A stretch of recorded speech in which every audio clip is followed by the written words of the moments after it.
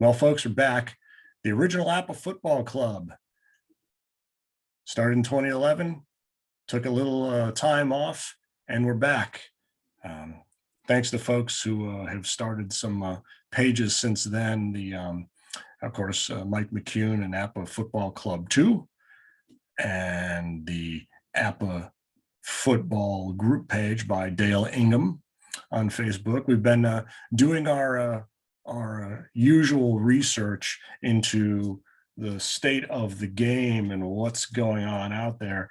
You know, it was again in early 2011 when, for some reason, I got that bug to pull the APBA sets out, which I first started purchasing in 1979. Being a huge Steelers fan, had to get that 79 season set under my bed there, and get to replaying. I never did actually finish replaying a full season. I tried the 79 season, and that just proved too much.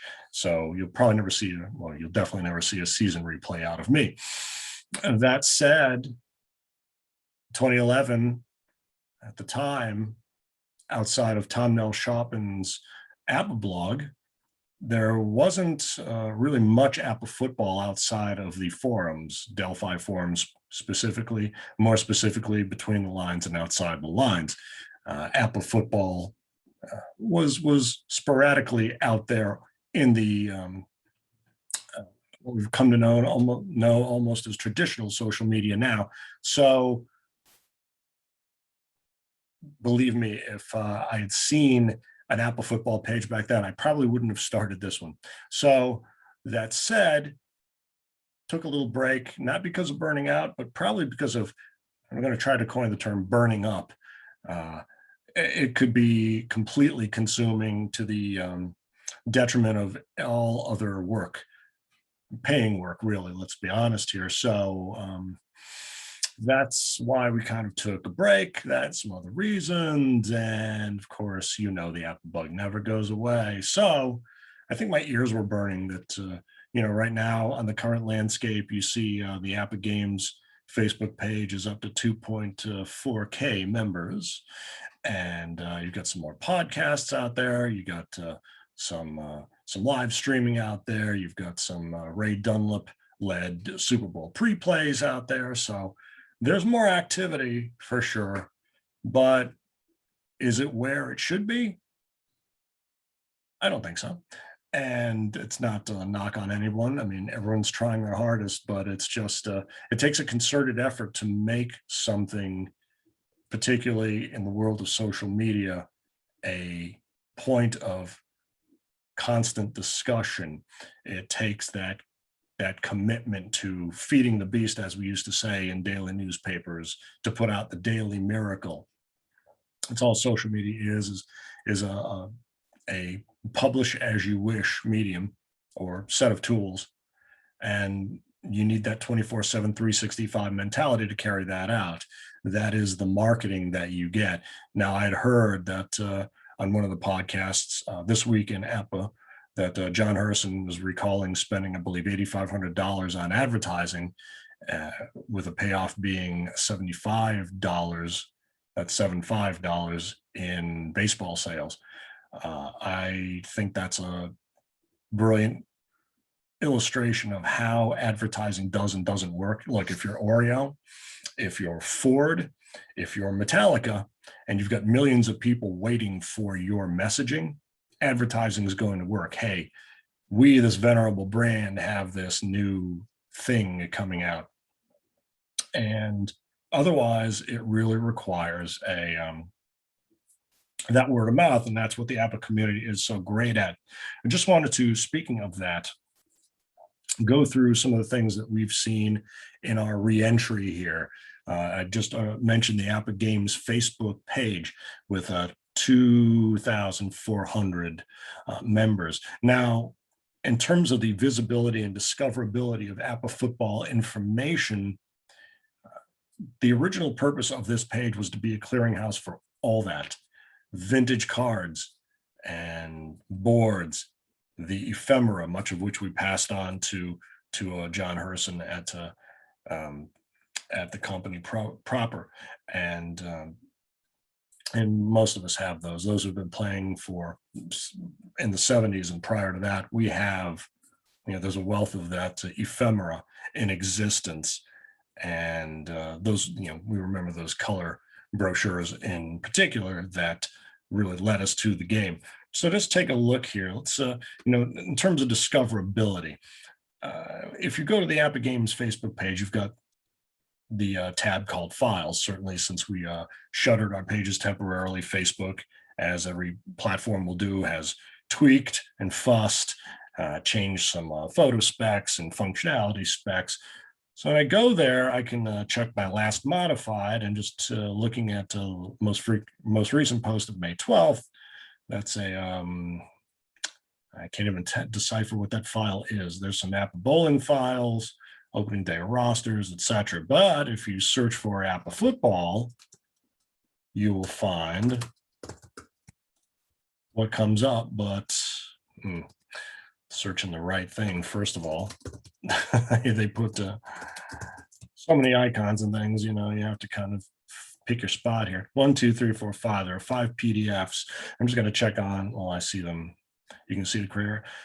So Lawrence Regira, sorry if I'm mispronouncing your name, did a little of what we had done by creating a picture history of the 57, 58, and 59 original seasons. And he's actually scanned. He did some great write-ups. You do as you do. You grab your box of APBA Football, and you crack that box open. This is an actual 76 box of 76 with that $18.95 tag on there, the roster sheet, the top teams of the past brochure, the roster of all the these are the XFs, I believe, yes. And you go through your set. You go to the top teams. You see how many points they have, how many 5s, how many 2s, who are the big play, how the big play players cards and numbers were treated and all that good stuff. So that's what Lawrence has done here on APBA Games. But again, the discoverability of APBA Football files here is a little tricky. Okay.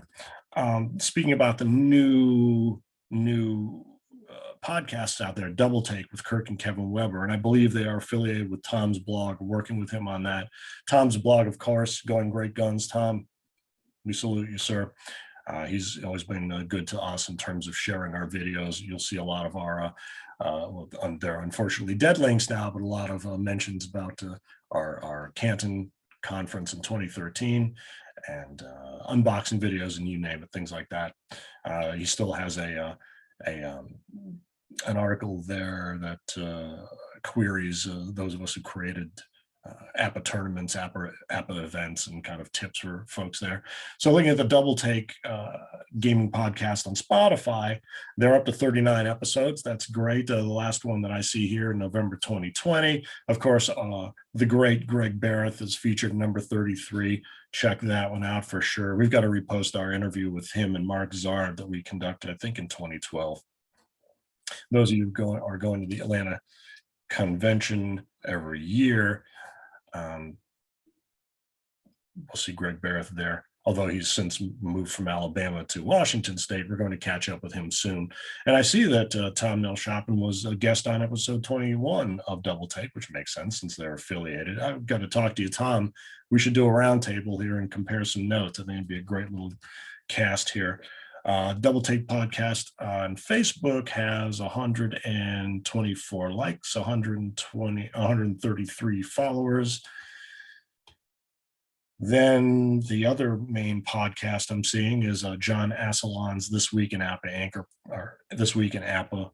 That's an Anchor preview, but it's on Spotify as well. I already mentioned the John Herson episode there. The last episode I see of TWIA is from February 24th. They're interviewing, they've got an interview with Roy Langens, and that's awesome. And some other folks that we hadn't interacted with, so that's great. And Jim Shea, of course, the great Jim Shea is there as well. So do check those out, give them attention if you haven't already. Just moving on to looking at the APBA blog, I'm seeing Tom's Monster Card Mondays and his recaps of, again, it's mostly baseball, which we expect, but to get APBA football discoverable is the goal. And there's clearly work to be done there. And that's not a knock, again, on anyone who's doing their part here. I mean, getting APBA out there in any form is job one. Now, as I think I mentioned already, that there are some live streams. You cannot imagine how thrilled I was when I saw Gilles Thibault. Gilles, I'm sorry if I'm he came to our Canton conference on the second day. I'm stumbling here, but ID Jester has been hosting him on some live streams. We caught them playing the Saints and Bucks a few nights ago. It was great stuff, and they stayed on for about 3 hours. And Gilles has been doing his own tutorials and replays on his channel for about the past 2 weeks. I see that's 3 weeks ago. He did a walkthrough, cracking open a new set and setting up a game. Greg Barath's APBA 101 clip is now 4 years old. And yep, there's our icon back there. There's one, there's a Solitaire Pro Football, some initial thoughts by Retro Sports Network. We'll have to catch up with him. And there is a really fun video from Tabletop Sports Delaware, a couple of brothers doing a grudge match. Great teams, 86 Giants versus 85 Bears, that era of NFC primacy there. So some good stuff there, but we need to get that APBA football content back out there in a big way. Right now, turning back to Facebook, the APBA football page, or rather the public group that Dale Ingham runs, has 175 members per this screen, and APBA Football Club 2 has 272 likes to it. So, I will tell you this, that it takes, talking about that daily commitment, and it was a little bit of a friendly competition, but a competition nonetheless. When it was basically the APBA blog and the AFC, you can get that to maybe 300 followers pretty quickly. And I say quickly, up to maybe a couple of years, but then you've really got to scrap every day, be out there in the forums, making yourself known, but not selling, posting relevant comments and thoughtful input, but just making sure you're part of that conversation, broadening out to other gaming sites, not other game company sites per se, but unless you're doing it under your personal account, but being involved in a way. Today, I just posted, I shared the page of the Professional Football Researchers Association. They're based in Connecticut. You may know their work. I don't know if their publication is still called The Coffin Corner, but they're a fantastic group of folks. I mean, they go down to the nitty gritty, way back to back to the 20s, 30s in football. Here's a relevant one, sack stats. I believe this is before the of course, the sack exchange and the institution of sacks as a standard statistic, and of course, following that, APBA football's master game accumulation of ratings and rankings and attribution of sacks. This is the July-August 2012 edition of PFRA. They actually go back to 1890. The story of Nashville's Oh Jeannie Greenies, when the forest ran wild. They do a deep dive, the Pro Football Research Association. So it's good to be involved with them, and there are opportunities, I think, for collaboration there that need to be tapped into. Now, another reason that we're bringing the channel back now is, and I'll talk about again, being thrilled by a discovery. The APBA baseball book, Handbook by Ed Zajack. We're going to post the interview we had with him. We tracked him down, I think through White Pages. We tracked a lot of folks down. I think we found Ray, I think Mr. Dunlap. We found him through his financial services planning website and through some passing mentions in the forum. So being a journalist, that's kind of what I do. The APBA baseball handbook is just the epitome of geeking out, and they do all they. If you don't have a copy, and seriously, I think we need to get a fund together to reprint this book. There need to be more copies of this out there. It should not be that rare. Trying to turn this into a shareable PDF would be another factor. I don't know. John Cochrane may have to get in touch with you again about how that might have progressed, if at all. But and his coterie of collaborators there.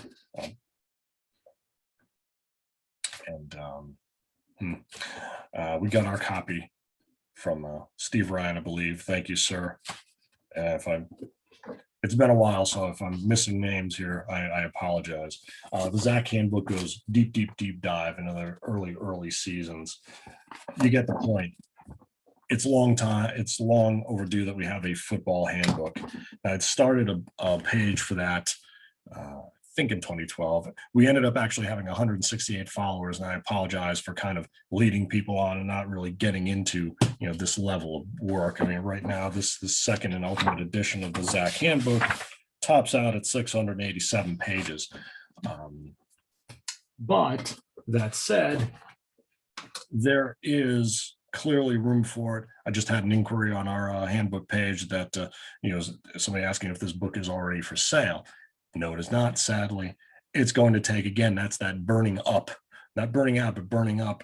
If I started on something like that, or any of us did, I think, if you're retired, that's great. If you're trying to earn a living in your last few productive years in the eyes of the workforce anyway. Well, that's a whole discussion on hiring and ageism, perhaps, but we don't talk like that here. What I can tell you is that now, of course, with the pandemic,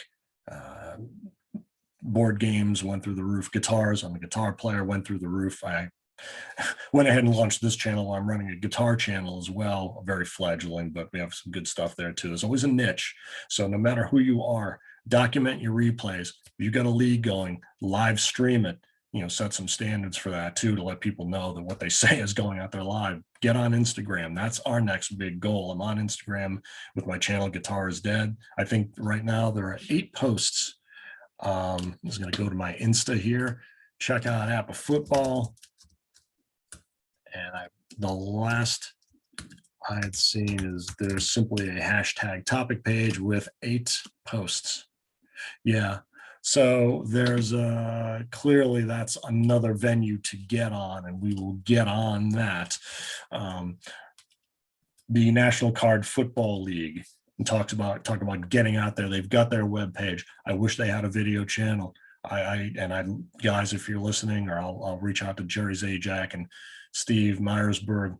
They actually did a demo of their Skype method, which they did back in 2013. They've been doing it for about a year since then, or a few months since prior to our Canton football tournament. So that's the kind of thing. And then a year later, I took part with Mike McCune and Phil Malloy in Australia in the NCFL sponsored Skype tournament, global. Very simple. They have a very clear method. Greg Barath still has their methodology, the NCFL Skype methodology post on his site. I'll put a link to that in the video description here. Point being that now board games are hotter than ever. Print is hotter than ever. People want, cards. They want that artifact, that thing to hold.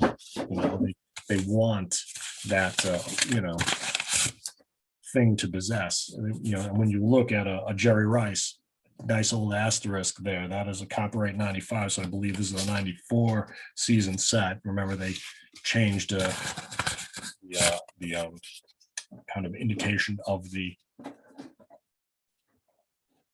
edition. You remember when it was in the 70s, and it would be the 78 edition, came out in 77 for the 76 set, that kind of a thing. In the 90s, they went to just kind of a 1 year later indication on the card. In any case, print is not dead.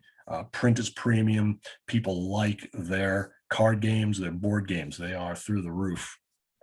We're not talking Madden NFL games. We're not talking about I forget the names, Grand Theft Auto, you name it, all the cards. I mean, you saw the Pokemon craze came back. A friend of ours' son is reaping some rewards from his collections there. So remember, folks, it's an investment, not an obsession.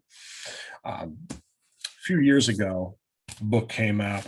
Right around when we came out in 2011, there was a lot of activity in that 2011 to 2013 period. And one of the books that came out, let's see, I think it came out in 2012 here. What's the copyright date on this? 2014, okay, by Stephen R. Anderson. It's called Retro Football Games. Okay? And he just goes through and documents all, and I mean all. He did a fantastic job tracking down. There are probably a couple hundred football board games in here. If I go through and list, we accumulated a few, but I mean, there are just, I was going to say millions, billions and billions. There are a lot of games in here. Unfortunately, APBA's primary mention on page 134 indicates that the inaugural game was in 1965, which we know is not the case, and I don't blame him for not knowing that. Although, I mean, there's a lot of games. There are a lot of games to track down here. He's actually got a 1966 World Championship game here listed at $100. And that brings up a point about, we're going to get on a tangent there about the evolution of APBA football, which is an article that we started years ago for the handbook. What constitutes basic and master. Okay, but first, another point about books about collectability. Now more than ever, again, if you're a guitar player, you probably have one or two stomp boxes. Okay, there's a book that came out not too long ago. For those of you who don't play guitar, aren't musical, stomp box is an effect pedal. You plug your guitar in, it does something, and you send it back out to your amplifier, and that's it. You get distortion pedals, overdrives, etc., wah pedals, you name it. And today is there are more boutique makers of every piece of guitar gear than ever. Point being that people are in a collectability mood, they're in a creation mood, and they're in a mood to have big books, custom-made books, print. Print is premium. Print is not dead. Print is premium. So that's kind of our rundown of the state of APBA football, and just touching on that retro football games. Right now, their football site has kind of gone dormant. It looks like it might have been hacked a little bit. They still have their one preview video on YouTube with 1,175 views. Came out October 17th, 2013. Again, getting back to the metrics, as I went off a tangent there. After that first 300 folks who were following us, I would kind of watch Tom's blog on Facebook, and we'd creep up a dozen here, a dozen there. We got up there. Now Tom is up to about 1,000 likes and follows, which is awesome, Tom. Brilliant. And, it makes you wonder about the viability of expanding the APBA universe. I still think now, not having money or skin in the game, that I think that there is room for improvement. Clearly, you've got the regional tournaments. Folks like Jim Shea and all of us have been talking about. In 2012, when I floated the idea of an APBA football conference on Between the Lines, it wasn't long after that we made contact with Doug Schuyler in the Chicagoland tournament, and suddenly there were tournaments coming out of the woodwork for 2013. It was like a summer full of tournaments. Rich Zawadsky and and now Tom at the APBA blog is documenting these wonderfully. But we need to see them on YouTube. We need to see you folks on YouTube, on Twitter. 2011, the last APBA conference in Lancaster. That was my first conference ever. And I feel incredibly thankful. We befriended Hall of Famer Pete Simonelli, who was right down the road, about 20 minutes. As we started to get back into the game and buying some cards he just happened to be selling, we ended up purchasing the bulk of Robert Henry's football collection. And Pete walked us through. He actually brought out the national pastime game. We've got a bunch of photos here. I wish I'd taken the video. Someone had asked for that. Hopefully we can go back with Pete. But Pete kind of took us under his wing and shepherded us through the Lancaster tournament, all the fun you could expect and more. However fun you think an APBA convention is, it's more fun. It's going to be more fun, especially if you've never been before and you've kind of geeked out in your own little world. I mean, I still play football solitaire. To me, it's actually possibly more enjoyable. That's all that matter. I'll get to that basic master thing in a bit, and functionality and versatility. But you know, when we were in Lancaster, we live tweeted the events. And I remember Greg Wells kind of noting to me or somebody that, you know, I love to do this sort of thing. And that's the kind of thing, you know, obviously when you're wrapped up, particularly in the football game, and it's a 3-hour endeavor, you know, you're there to have fun.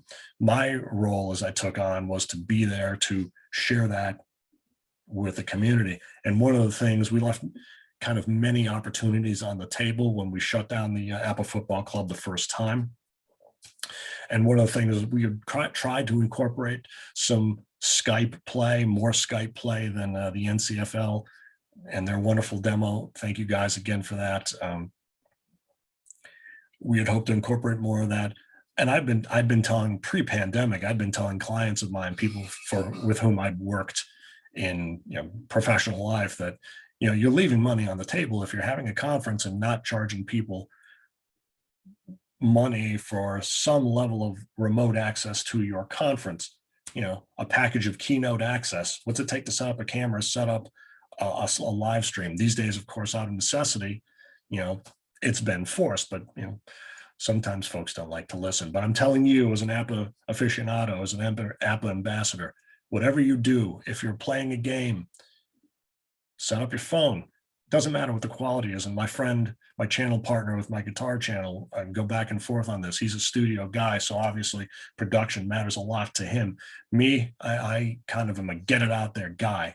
Having run a newspaper, a news desk, you know, you have to balance that line between getting it perfect and just getting it out the door and knowing that you can fix things later.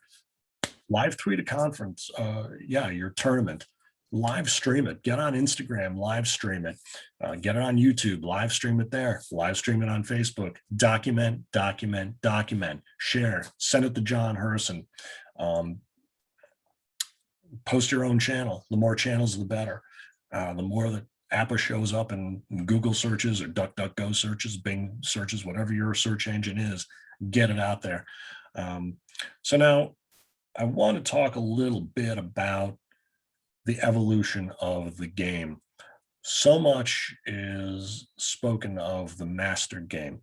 Just as you saw, we launched our YouTube channel again here. Our very first interview was Mr. Bill Lilley. Thank you so much, sir. Turns out he's a newsman like me, which is why his write-ups are, you know, he was a sports writer. I started as a sports writer at age 15 or 16, writing for my high school Crooms sports for my father's paper, Sanford Herald in Sanford, Florida, and Central Florida, writing about Crooms High School, things like that, kind of the Seminole County sports. And that's where I learned my little sports notating shorthand there. But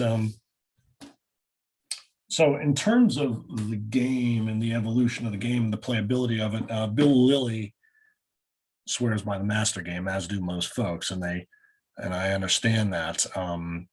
And there's some talk in terms of the handbook about focusing on the older sets that aren't available. Although, you know, in 2012, just to recap, we posted a card a day or of one player and his birthday. 2013, we went into scouting reports, one team a day, posting their offensive, defensive points, their final standings, the key players' cards, noting the typographic differences, the differences in the generic O-line cards, all that good stuff. And in doing that, you have to remember, if you've never seen the pre-82 game, you must remember that those boards went through a lot of revisions as well. In 65, there was a major revision, and we talked to one gentleman about that. I've got to repost that interview or some excerpts of it excerpts of it. We'd kind of like to monetize some things this time around, but that's neither here nor there. And we talked also, well, let's see, let me go back a bit here. As we went through the Delphi forum, you start to scrape up that information about the 57 boards and the corrections of those cards. Certainly when Pete Simonelli sold us a near mint 57 set that Robert Henry had owned, you see the correction sheet. I think it was in that set. And Lawrence Regira has, in his scans available at the APBA Games Facebook page, has recreated 57 football cards with those fixes in them. Point being that, and then of course the 72 boards came out where you introduced the injuries, you introduced the interception allocation chart, which was expanded in 73 with codes on the receivers cards to allocate receptions. And the point to remember about the basic game at that time is that there essentially was a master version built into that. As I said earlier, I purchased the APBA 1979 season, so the 81 edition available in 1980 as a 79 season. And there was a very thin board in there. Now I've got here, I showed you that set of cards in the red box here. That is from a mint 78 game, 76 season game, okay, with the big boards. You're not going to beat the charm of the big boards here, folks. You just can't do it. Now you talk about the versatility of today's game, the fletch system, for instance, and as a solitaire player calling your offense. You know, on these old boards, you really have to pay attention because there's a lot of information in these areas. Down here was a very simple system for setting up defensive line settings. Basically, if you rolled a 1 or 2, it's the lightest line, a 3 or 4, the medium line, and a 5, 6, the heaviest line. Let me just verify that here. And then they just tell you that these lines change, you know, the number of men on the line change per field position. So between the opponent's 30 and 10 and the 9 to goal line, all that good stuff. Now that's a customizable. Now that's essentially a fletch-ish system. Obviously the fletch system is a broader thing.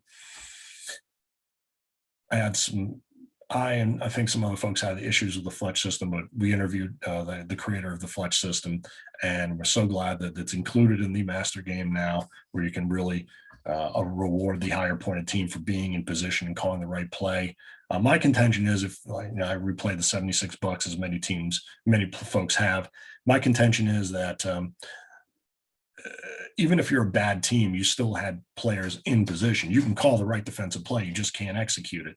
But again, maybe that's what the fletch system is kind of compensating for. In any case, that's a longer discussion. And there were some attempts to do that kind of solitaire facilitation in pre-master game, pre-1982, and those twin results columns, first, third quarter, second, and fourth quarter, which I think makes a heck of a lot more sense than splitting them up by first and fourth and second and third. First and third quarter, you're fresh. Second and fourth, you're coming down to the wire. Second, halftime and 2-minute warnings in either side of the game there.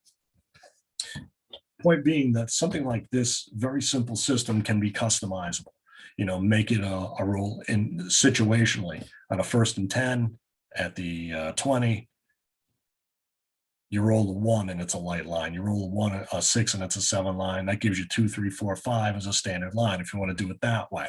So you can kind of build in the idea that maybe the opposing team is going to kind of surprise you with a pass protection look or a run defense look. Now, in this 76 original game, there are only the 3 big boards, and I did not pull down my 79. But if you recall, if you happen to have purchased one of those late 70s games, you will find that there was a 4th board in there, a thin board. And on that thin board were blitz and ground defense options. And these are plus and minus 4 result changes. So whereas on these boards, your simple defensive maneuvers, additional defensive maneuver for advanced players, and they caution you to really study this. The language is dire. Since this option is fairly complex, we strongly suggest that you master the standard method of selecting pass receivers as explained in the game rules, and that you also master the use of the pass interception table for interceptions before attempting to use the pass receiving option, et cetera. That's that. So the same kind of applies to this defensive maneuver for advanced players, which is basically the keying. Call the receiver, and if you identify, you drop to the results. On that thin board that came out with the later 70s games, and it might have come out with some of the mid 70s too. Again, we've got a lot to go catch up on in our own notes because it was a bit of a frenzy of collection and documentation, but you had a blitz protection, which offered a plus or 4 line option for results modification. And you had a goal line defense. And the goal line defense was you stack the line, you key the runner, and you call inside or outside play. You'll remember in the original game, there were only 4 play cards: long and short pass, inside and outside run. With the goal line defense, the gamble was this: you had to call inside or outside run correctly. You didn't just key the receiver correctly, you had to get the play correctly. Okay, so if you say it's Bears, Walter Payton, inside run, I'm stacking the line, goal line defense. If it's Payton and there's a gain on the play, you drop 4 lines, as I recall. If you got the runner but not the play, I think you automatically reverted to a light line, and that was the result. Okay, so there were master game elements in that game, because now the master game, as you know, in the old game, let's take receiver indices. If you had a secondary with 2 players totaling 8 or more points, you drop receiver index or overall team index on a long pass. And with a secondary of 16 or more points, totaling 16 or more points, you drop the index benefit on a long play, on a short pass. So you get an A receiver with a B team on a short pass, A index, 16-point secondary reverts to the B. Okay. In the master game, as I recall, it's nickel defense drops the index, and the dime is what gives you the +2 modification. And then, of course, your twin tight end for the run +2 line. In the old game, though, you had the blitz modification where you could call a blitz. It's an automatic light line, and you would drop 4 if there's a gain on the pass. Of course, you can't blitz into a fumble or interception, although you would think that would be a cool option, but you have to remember that those interceptions and sacks are already built into the card statistically anyway, I would say. And someone please correct me if I'm wrong. That mystery of the numbers, Mark Zarb will know, and many other folks who are that deep into your numbers, folks. But the blitz could also backfire. If you blitzed and dropped 4 on the result and there's a gain, you go up 4. So let's say quarterback rolls a 5, drops to 9, there's still a gain, pops you right to a 1. There are master game out there, and master game elements are the additions to the rules that you can use or not use. In other words, when the master game came out in 1982, it was 1 game. Okay. You played just like you did in the 70s games, in the 60s and 50s versions. All the results were the same. It's the rules you choose to add to it. Okay. So what happened was in the mid 90s, we started seeing this box. Okay. And someone was just talking about this on the APBA Games or APBA Football forum, asking about this. In the 90s, there was an attempt, apparently, to kind of sell these games, I believe, in retail. And I think this is the Fritz Light era. And I tried to talk to him. And, but in any case, you can simply see the sets. There is a point where the red box gave way to this black box here. And what you would get oftentimes is just the playoff team. So in this box, again, which I believe is the 94 season, you got the, with that Jerry Rice asterisk card, that kind of tells you was that Super Bowl against the Chargers. They tried to simplify it and sex it up a bit, make it green screen issues there. And there's this nice big, where the rest of the teams would go. This is kind of the retail pack there. And so you got your 4 AFC and 4 NFC teams. You can tell by what season, obviously, San Fran, Dallas, Green Bay, Chicago. It's almost like an 60s set, isn't it? They're in Pittsburgh, Miami, Cleveland, San Diego. Yeah, so that's a 94 set. I believe the championship, AFC championship was San Diego and Pittsburgh that year. I forget. But in any case, and the board was still heavy though. Okay, but it's a black back and it's not the wonderful, it's got the open slat there. In any case, the idea was that it did was, if you look at it, and as I'm recalling off the top of my head, first of all, you see the color coding: green, red, yellow, green for gain, red for loss, and yellow for penalties, injuries, fumbles, all that good stuff.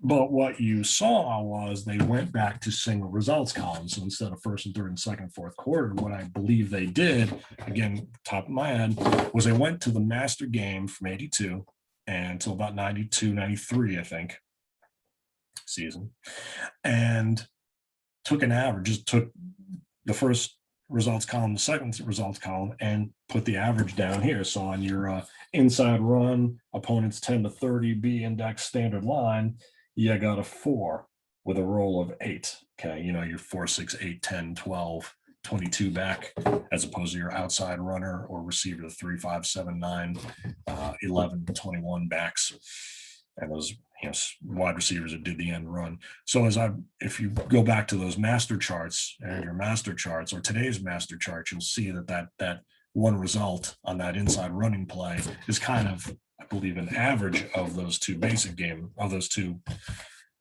results charts in the so-called master game. Later in the decade, a few years after that, came out for the 99 season, but it's the 2000 edition. Now you get this big green box, and for a while they were quite a bargain. So if you need to grab a bunch of score sheets, and by the way, someone who was asking about how to do play-by-play, this is the redone 99 season play-by-play score sheet there. So if you need it, this is the little bit of that brochure. Again, this is kind of an attempt at sexing the game up a bit. You got your new rosters. You had the generic linemen's cards. They didn't card all the linemen. They got rid of the generics. So you had, when you're doing your rosters, you don't have cards for those generic defensive linemen, O-linemen, unless there's a big fumble recovery for touchdown and interception, sacks, what have you. Oh no, actually, some of them, I think the sack rating are in here. Sack ratings are in here as well. 99 Rams, Kevin Carter, QS 11. I don't believe he's carded there. So this roster is for all the uncarded folks. The following players are to be used with the 2000 edition 99 season. They are players who have no run, receiver, kicking stats. All information normally on a card is listed here. You should receive 3 different generic cards with your set. The number on the PC column here is a number generic card you should use for that player if somehow he handles the ball on a chart result. So they were trying things. His ownership was kind of working on it. Again, here's that yet another take on the board. Black back, about half the weight, and still open slats. Not that nice. I'm never going to give up my original 70s and 60s boards, although Greg Barath did send me a wonderful custom Pittsburgh Steelers Heinz Field board. Thank you, sir. I've not yet to use that. I will crack that out, crank that open, crack that open. Use the right words, sir. And again, here's another take on the charts here. Now, what you're going to find here is that they just repackage things. So you've got they also use these really blackened, if you're using 4-color design, you throw a little black in there to darken it up, but it's really kind of dark and dingy. Let's see, it's tabbed out. I don't find this, frankly, as helpful. All that, you get that little gradient, that design gradient. Designers don't do that. Just don't do that. I'm guilty of it rarely, but it's too easy to do in Cork, particularly in design, whatever, these inbuilt gradients. Don't design that way. If you're designing your team logos, cards, just please. So let's see, what did we do in that? Remember that 94 set? Have the inside run play between the opponent's 10-30. standard B index standard line, a roll of 8 on an inside play. This one you can see they really packed it in. Here are the inside running play results. You know, they're just, as a designer, this is a good thing to do. Do compact your information, okay? Between the defenses 10 and 30 B index standard line, a roll of, or a result of 8 is a 4-yard gain. So these were created from an average of the 2 results columns of the 82 to 93 master game. And these, the 2000 set for the 99 season, were just a redesign of these charts, okay? But wait, we're not done. Oh no, we're not done yet. Because we also had one more attempt at making the game accessible. And this is a bit of a harder find, but we did find it, the Pro Bowl edition, okay? Valiant effort, I must say. This includes a very tiny card pack. Cards are the same, although they're orange backed, okay? But still, and they've actually got the team logos on them, so that was a licensing achievement. You know, it's an attempt to make it a little more colorful and pizzazzy, I think is an appropriate word for APBA.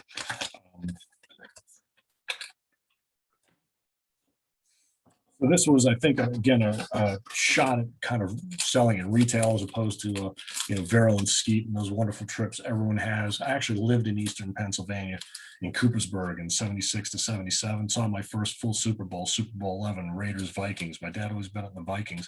Saw my first Super Bowl there, but never got to Lancaster until 2011. I feel a bit crushed by that, but I'm not going to dwell. You get the clear now. You go from the yellow plastic to the clear. You can just toss these stupid things, these little indicators, and little that dice hit the board going. No. Here's the passion for the game. Yet another design of the, oh no, I may have just folded over. You know, designers would love to tweak things just for the sake of it. I once spent a final edition one night redesigning the front page just because I could, and someone kind of called me on that. Yet another design of the game board, smaller, lighter, white back, doesn't matter. Again, slotted. Little more design along the lines of these custom boards that came out a few years ago. Nice little, you know, light and dark variations on the field, all that good stuff. But the trick with this game is, and if you haven't seen it, wait for it, it's really cool. The results charts are, there's one result chart, okay? Outside, inside, short, long, and all the kick, you know, kick, punt, field goal, special teams. Essentially, every play, that's just passing and running chart, okay? 36 results, that's it. It is a tremendously stripped down game. Now, I seem to recall I did one game play with it, and I still have that kind of weird feeling about it. I don't know, first of all, if I did it quite right. Turnovers and field goals and kicks, all that good stuff. It was an attempt at really an entry point, and they at the same time had a kids APBA game too, which we have not. Oh no, I think we did. I think my sister-in-law got me that. That's somewhere in the archive. It's all coming back. So when folks say, well, the master game's the only way to go, I mean, I get you, but I'm going to stick with the pre-82 games for a number of reasons. It's just my favorite era of football. Frankly, late 90s, late 80s in football is when the game started going downhill for me. Frankly, 2-point conversions and running up to the line to spike the ball is just, and then don't get me started on the overtime rules where every team must have a chance unless you score a touchdown first. I think that's the dumbest rule I've ever heard. That's about the strongest opinion yet that I will share, but sudden death overtime kind of works. You know what? I mean, if you remember, if you're lucky enough to see that Dolphins-Chiefs game was 71 playoffs, I believe it was. I saw the Saturday night Chargers at Dolphins in 81, that long double overtime that carried Kellen Winslow off the field. He lost something like 50 pounds. You know, I mean, if that's what you want to see all the time, you're going to be killing guys. I got no problem with the game ending on a field goal and no possession by the other team. That's just me. Never mind the 3-4 defense and throwing, Jack Lambert in the 3-4 defense. Oh, you might have seen on our Facebook page that I got retweeted on my guitar channel by Ron Jaworski, because somebody I was following in the music world had noted that he got retweeted by Jaworski for some reason.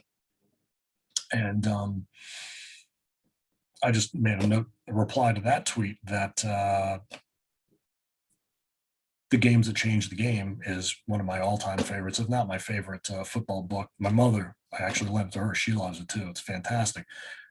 Just going back to Bud Carson, the cover 2 of the Steelers, having a linebacker to drop into coverage, Lambert, that interception, Super Bowl 14, all that good stuff. That's when, the middle linebacker reigns supreme. Speaking of that, middle linebackers and some of my mods, again, you talk about the versatility.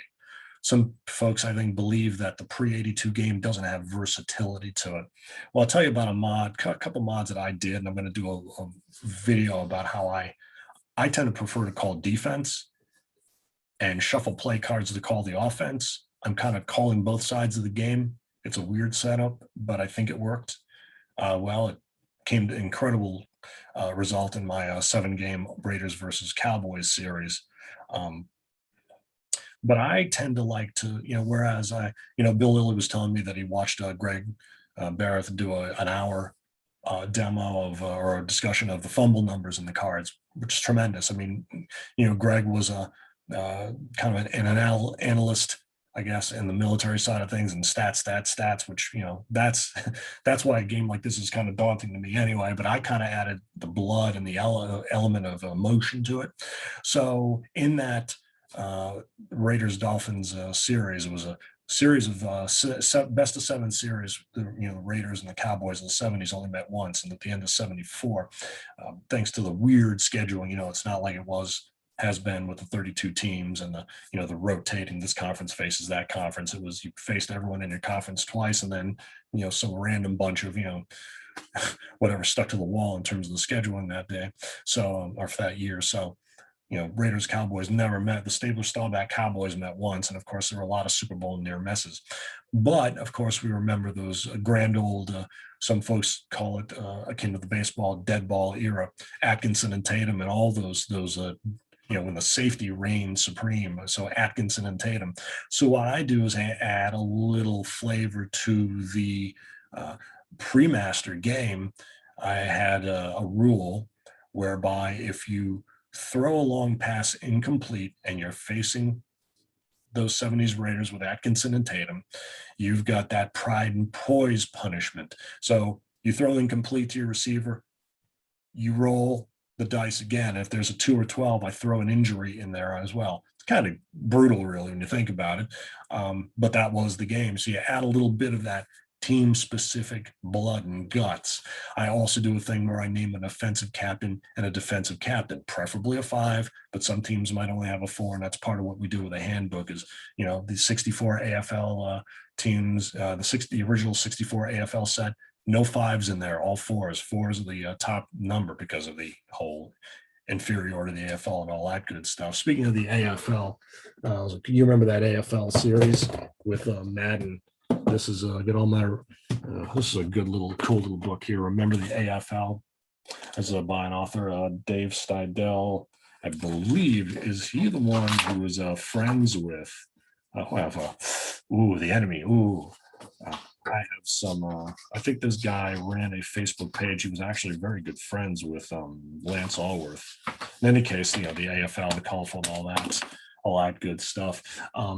So those, that original 64 set had only 4s in it. But if you have defensive captains who are 5s, what I do is just a simple thing. You may not want to do this in a legitimate replay where you're trying to play it totally straight, but you have the option of what I would do is I would do pre-game motivation, halftime motivation, game-winning drive motivation.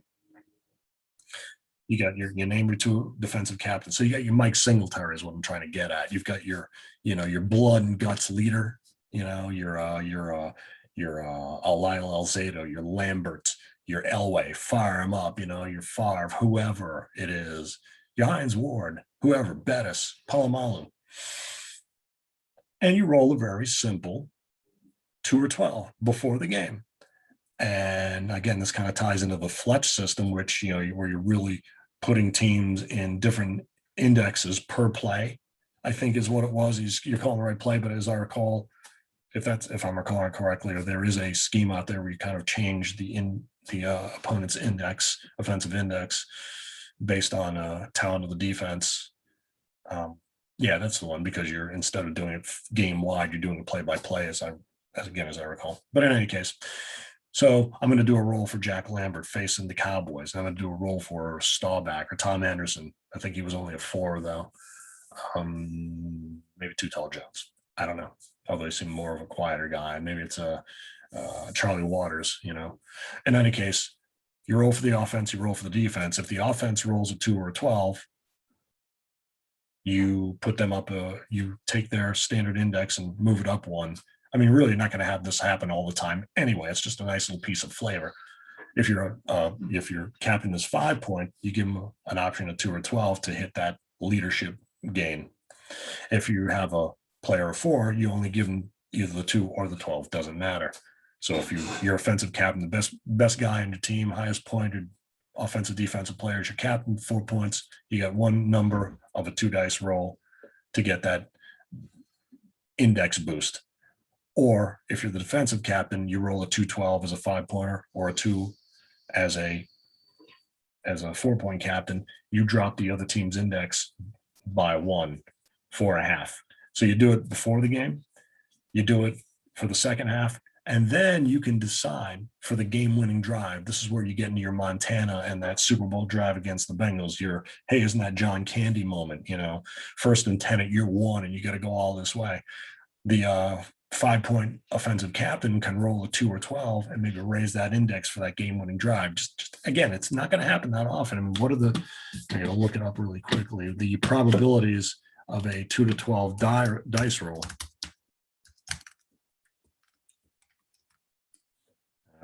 Anyone watching this video is screaming at what the results are.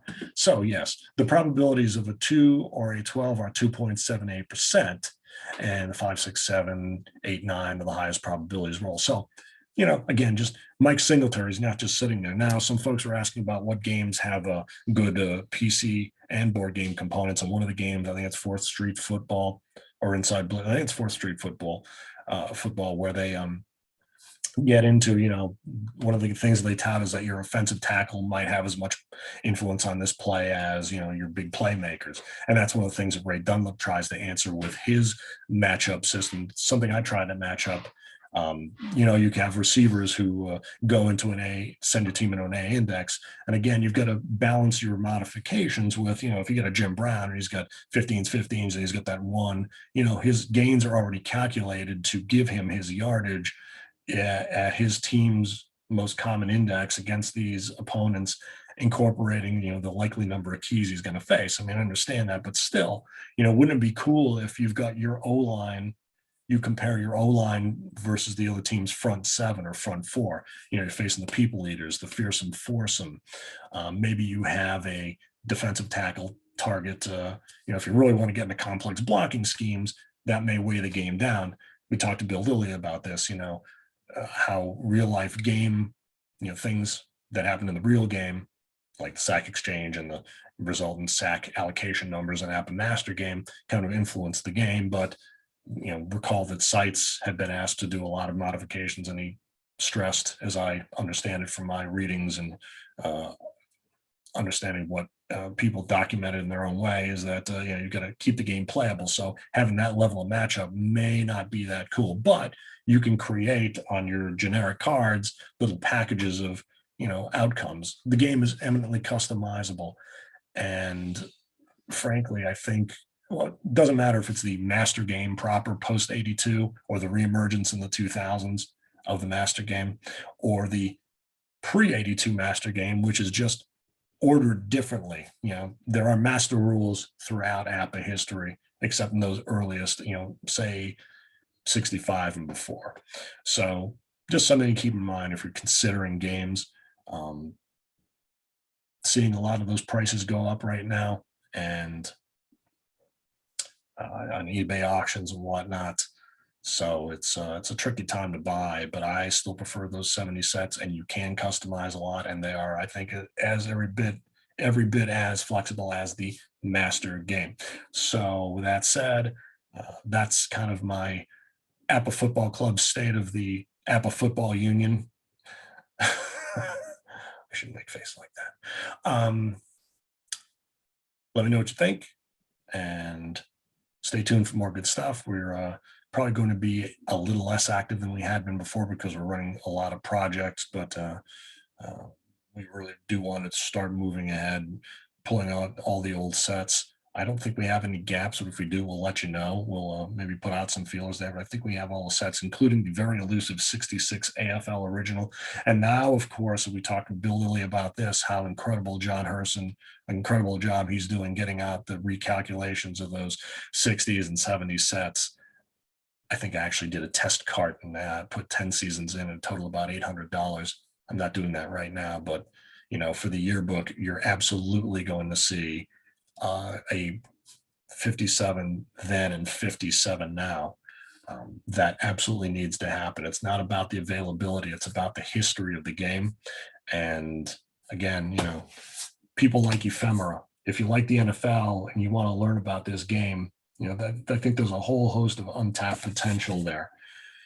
God knows, again, with guitar pedals and guitar gear, you'd think that you couldn't really go much farther, but now more than ever, the level of collectability is out there. So happy rolling, stay in the spirit of 66, and more to come.